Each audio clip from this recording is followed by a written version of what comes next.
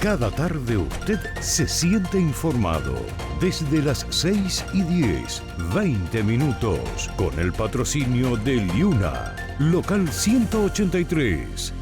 Feel the power. Cuando hay cambios en materia de inmigración, existen dudas. Cuando hay dudas, usted busca respuestas. Y para encontrar esas respuestas, Vilma Filici, Filici Immigration Services, especialista en inmigración, 416-482-1575. Muy buenas tardes, amigos, bienvenidos a 20 minutos, las noticias de Canadá y el mundo en tu idioma en 20 minutos. Yo soy Diana Lora y te traigo las informaciones de este jueves 28 de marzo. Iniciamos a nivel nacional.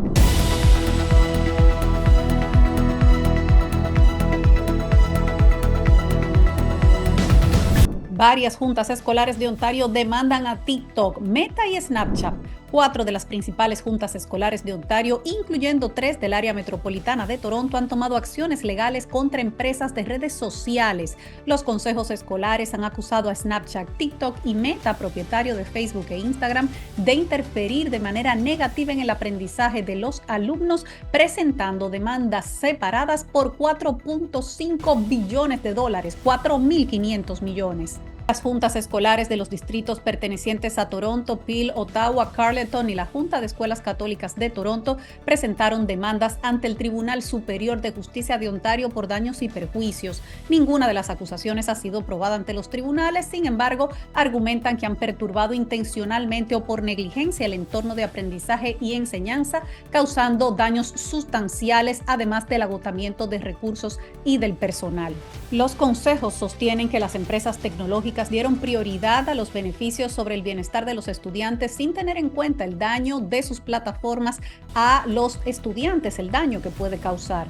De inmediato, el primero en reaccionar fue el Premier Ford, quien consideró esta demanda como una tontería.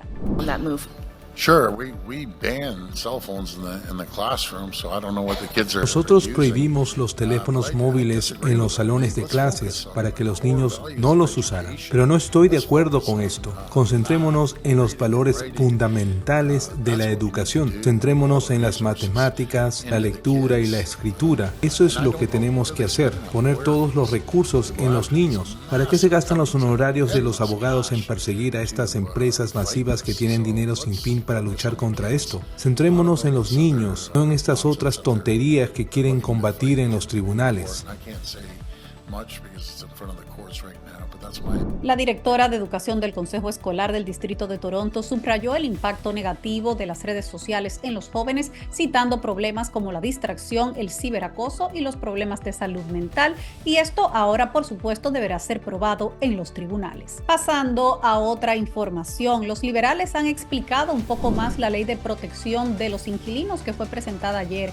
El ministro de Vivienda, Sean Fraser, explicó hoy un poco más en qué consistirá la Carta de Derechos de los Inquilinos que el gobierno liberal introducirá como parte del próximo presupuesto para el 2024. Escuchemos a Fraser. Pondremos en marcha la Carta de los Derechos de los Inquilinos. Sabemos que es algo que el gobierno federal no puede hacerlo solo, pero empezaremos el proceso con consultas que iniciarán en el verano para atraer a las provincias, territorios y otras partes interesadas a la mesa, para identificar las soluciones que podemos poner en marcha para asegurarnos que todo el mundo pise en un terreno firme en lo que respecta a los derechos que le asisten como inquilino. Entre las cosas en las que nos queremos enfocar en esta Carta de Derechos está el tomar medidas enérgicas con el tema de las renovaciones y mostrar el historial del precio de renta en la unidad en alquiler. Además, trabajaremos para estandarizar los acuerdos de alquiler para asegurarnos de que haya un mínimo de protección al que todo el mundo tenga derecho. La otra medida principal ya la anunció el primer ministro Trudeau ayer, que es hacer que el pago de la renta cuente en el historial de crédito personal para que los inquilinos puedan mejorar su credit score y así poder calificar a una hipoteca. Como parte de esta iniciativa, el ministro de Justicia, Arif Virani, también anunció la creación de un fondo para brindar asistencia legal a los inquilinos. Escuchemos a Virani.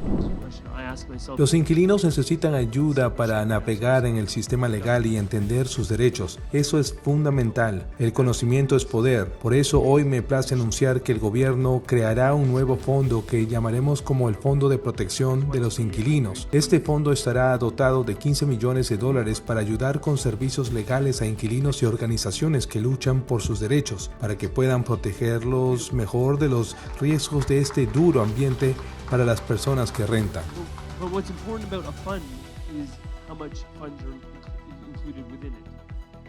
Pasando a otro tema, Ontario destinará casi todos sus permisos de estudio a universidades públicas. Ontario se está reservando casi todas las plazas disponibles de sus limitados permisos de estudio para las universidades y escuelas o college públicos, lo que deja prácticamente fuera a las universidades privadas. En total, el 96% de los permisos de estudio se destinarán a las universidades y escuelas públicas de Ontario, mientras que el resto se repartirá entre escuelas de idiomas, universidades privadas y otras instituciones de la provincia.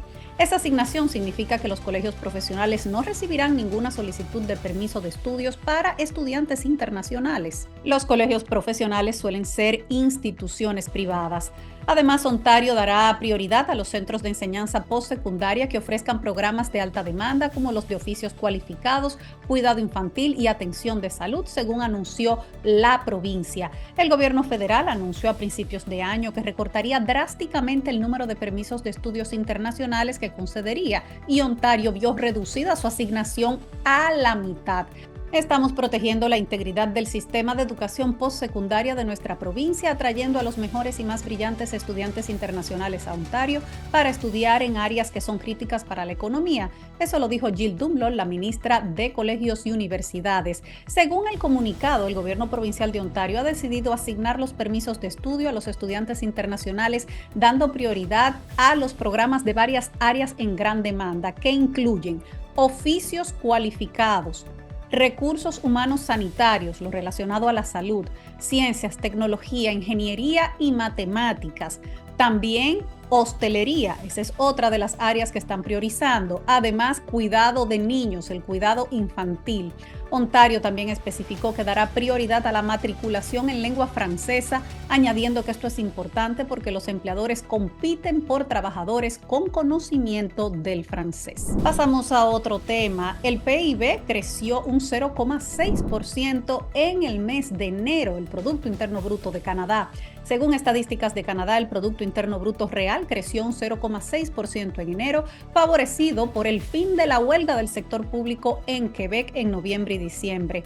El sector público, que incluye los servicios educativos, la asistencia sanitaria y social y la administración pública, aumentó un 1,9% en enero tras 2 descensos mensuales consecutivos, según la agencia. El aumento se debió a que el sector de los servicios educativos ganó un 6% tras caer en noviembre y diciembre a causa de las huelgas en Quebec.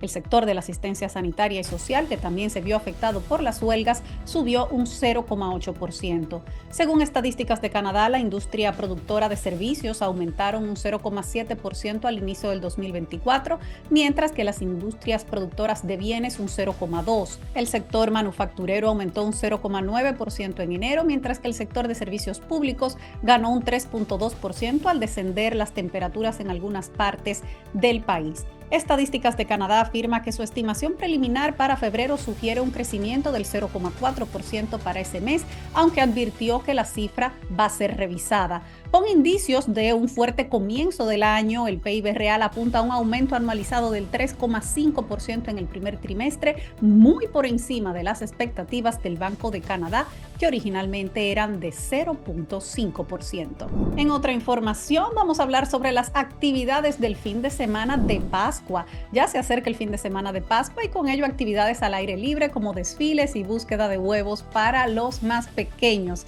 El desfile anual de Pascua en las playas será llevado a cabo el domingo a las 2 de la tarde desde Queen Street East hasta Woodbine Avenue.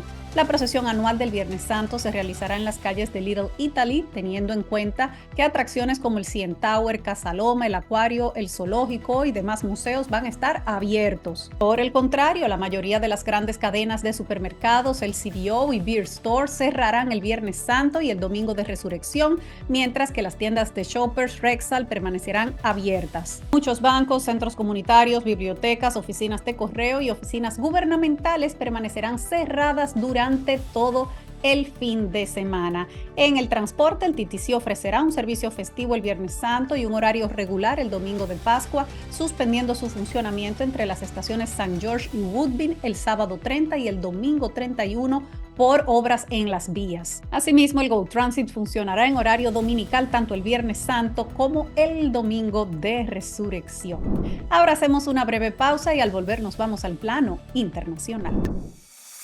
Cada tarde usted se siente informado. Desde las 6:10, 20 minutos, con el patrocinio de Liuna, local 183. Feel the power. Cuando hay cambios en materia de inmigración, existen dudas. Cuando hay dudas, usted busca respuestas. Y para encontrar esas respuestas, Vilma Filici, Filici Immigration Services, especialista en inmigración, 416-482-1575. Estamos de regreso en 20 minutos. Gracias por acompañarnos. Vamos a dar un vistazo a las principales informaciones del mundo en el día de hoy.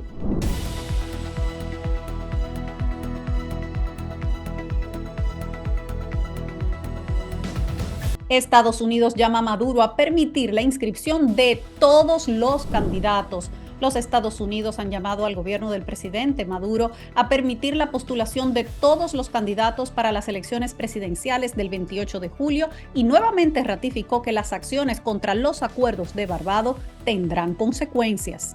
La coalición de partidos opositores bajo el liderazgo de María Corina Machado denunció que no tuvieron acceso al sistema en línea del Consejo Nacional Electoral para postular a la académica de 80 años Corina Lloris en sustitución de Machado, inhabilitada para ejercer cargos públicos. La aceptación por parte del CNE de solo aquellos candidatos de la oposición con los que Maduro y sus representantes se sienten cómodos va en contra de unas elecciones competitivas e inclusivas que el pueblo venezolano y la comunidad internacional consideren legítimas. Así lo dice en un comunicado el portavoz del Departamento de Estado de los Estados Unidos, Matthew Miller.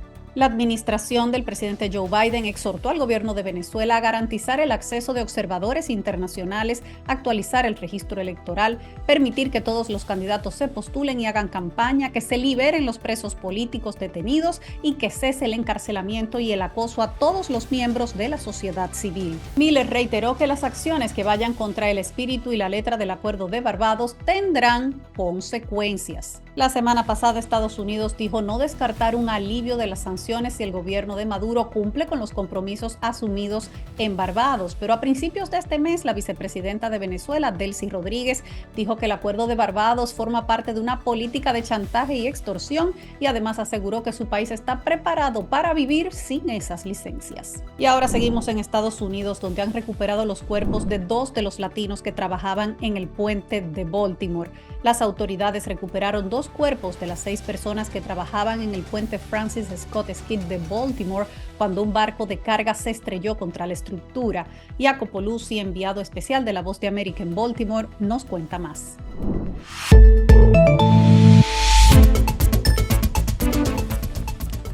Los cuerpos de 2 de los trabajadores de la construcción fueron recuperados del lugar del colapso del puente Francis Scott Key el miércoles por la tarde, según las autoridades de Maryland. Los hombres fueron localizados dentro de una camioneta roja casi 8 metros de profundidad. Las identidades de los cuerpos son Alejandro Hernández Fuentes, 35 años de México, y Dorlián Castillo Cabrera, 26 años de Guatemala. Recordamos que todos los desaparecidos son hispanos que trabajan en la construcción y estaban trabajando sobre el puente al momento del colapso. 4 cuerpos aún no fueron encontrados, pero las autoridades dijeron que los buzos ya no pueden acceder al área donde creen que quedan más vehículos y víctimas. Según los escaneos de sonar, los vehículos de hecho están encerrados en la superestructura y el concreto. Todo esto significa que los funcionarios ahora planean pasar a una operación de limpieza, retirando los escombros del puente. Una vez que se complete y los vehículos sean accesibles, los buzos regresarán para buscar los cuerpos, dijo la policía. Entre tanto, la Junta Nacional de Seguridad en el Transporte recuperó datos del registrador de viaje de la nave, que los funcionarios describen como esencialmente la caja negra del barco. Esto podría revelar lo que realmente pasó al buque Dali. Su presidenta Jennifer Homenday dijo que si bien la investigación podría tardar entre 12 y 24 meses en completarse, un informe preliminar podría publicarse en 2 o 4 semanas. Jacopo Luzzi, Voz de América, Baltimore.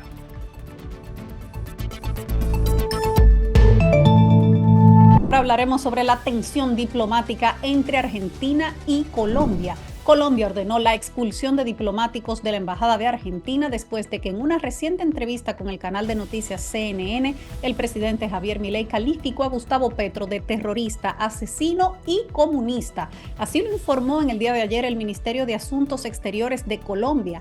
Vamos a leer parte de ese comunicado. Los comentarios del presidente argentino han deteriorado la confianza de nuestra nación, además de ofender la dignidad del presidente Petro, quien fue elegido democráticamente, así dice el comunicado del Ministerio de Relaciones Exteriores. El gobierno de Colombia ordena la expulsión de diplomáticos de la Embajada de Argentina en Colombia. El alcance de esta decisión se comunicará a la Embajada Argentina por los canales institucionales diplomáticos, así dice la declaración. En una entrevista con el periodista Andrés Oppenheimer, Milei atacó a los gobiernos de Venezuela, Cuba y después criticó a Petro.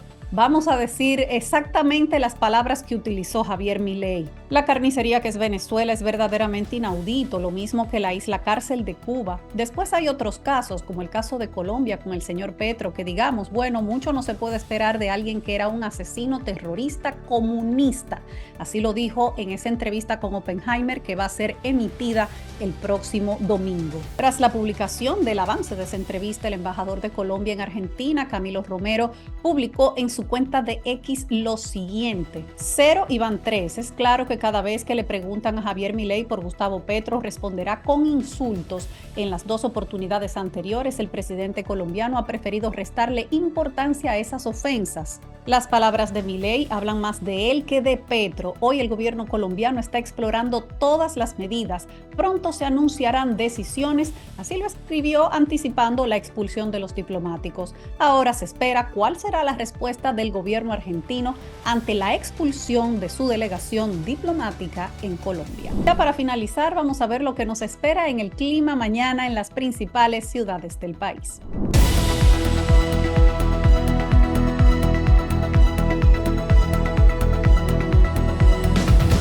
Mañana en Toronto estará nublado, tendremos temperaturas entre 7 y -1 grado.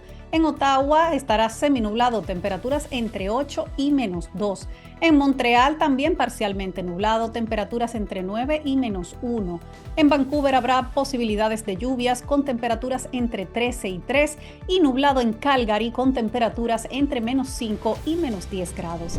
Hasta aquí las informaciones de hoy. Gracias por acompañarnos en 20 minutos. Recuerden ustedes que Ondas FM tiene una programación preparada para ustedes arrancando desde las 5 de la mañana con Hola Toronto, a las 5 de la tarde con ¿Qué onda? Y a las 6:10 la cita obligatoria siempre aquí en 20 minutos, las noticias de Canadá y el mundo en español. Amigos, mañana no estaremos al aire por ser Viernes Santo, así que nos reencontramos nuevamente el próximo lunes. Yo soy Diana Lora y como siempre me despido de ustedes recordándole a esa comunidad latina que unidos somos más fuertes, juntos somos más.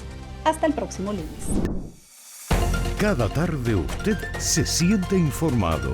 Desde las 6:10, 20 minutos, con el patrocinio de Liuna, local 183. Feel the power. Cuando hay cambios en materia de inmigración, existen dudas. Cuando hay dudas, usted busca respuestas. Y para encontrar esas respuestas, Vilma Filici, Filici Immigration Services, especialista en inmigración, 416-482-1575.